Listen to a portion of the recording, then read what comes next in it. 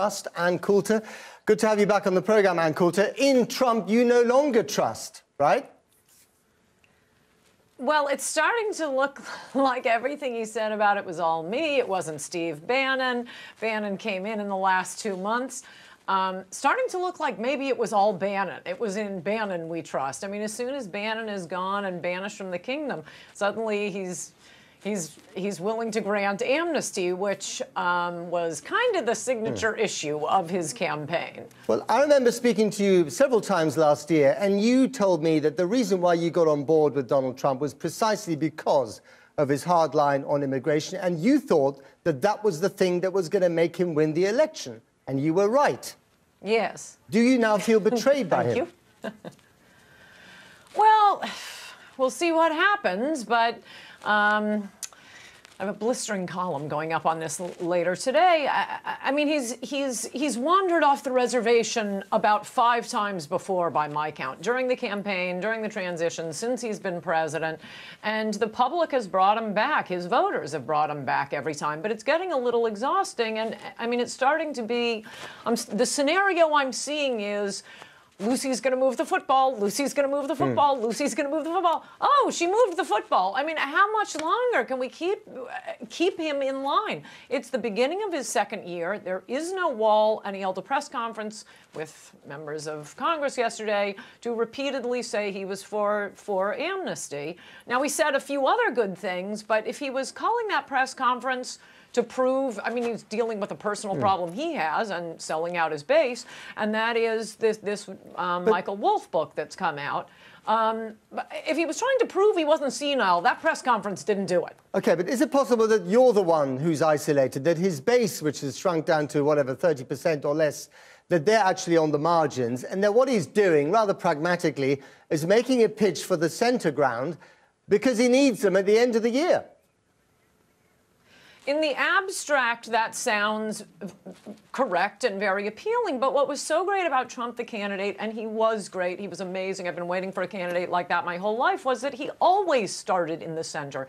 Immigration protects working class voters. It would help the black unemployment rate. It helps people with kids addicted to opium. That used to be a Democratic issue. It used to be an issue of Cesar Chavez and Jesse Jackson and the great civil rights icon Barbara Jordan. When he says no more pointless wars, that's kind of a liberal issue.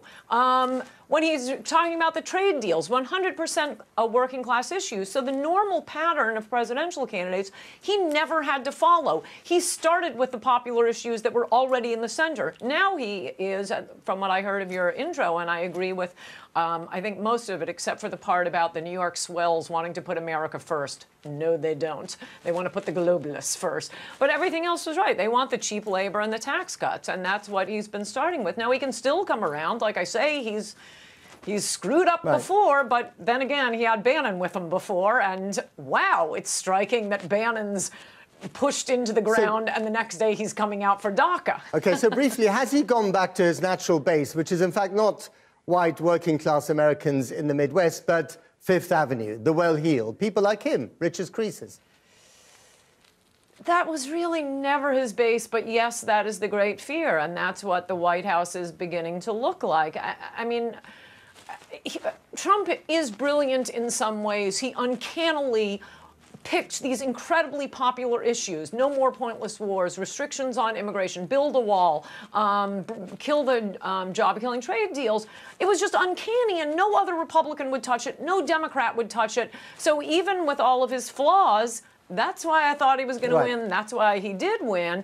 But his Achilles heel is he really does seem to want to be liked by the New York swells. Well, if you want to, you ought to be respected instead of liked. He has the opportunity to go down as the greatest president America has ever had, or to go down as the president who wrecked America. That's the choice he's looking at, and I hope he chooses wisely. You're also quoted in Michael Wolff's book as saying that you don't employ your own kids, which of course is what he did. Do you still stand by that? Was that a mistake? Yeah, and incidentally, have had conversations with Trump as a candidate, president-elect as president. I have never revealed them to anyone. I think that was probably leaked by Trump himself, or he told his friends and somebody else told him. But I mean, that's part of the problem. And I've said the substance of that conversation widely and publicly. Right. That's a great thing about being me. I say in private what I say in public because I mean it. But yeah, no, nepotism is extremely unpopular in America. Okay. As you know, from the revolution, we kind of broke away from that whole feudal thing. We're really an individualist nation. Sorry, go ahead. Okay, just very, very briefly. Oprah Winfrey as president? I mean, we're in Neverland when it comes to politics. Something you can see? Oprah Winfrey running for president, briefly? She might. I mean, part of the reason I never thought Trump was going to run is the same reason I think Oprah probably won't run. A lot of big-time, big-name celebrities, they think, oh, it sounds great to be president. Actually, running isn't that much fun. Okay. Got to leave it there. Ann Coulter, thanks very much. We will make America great again.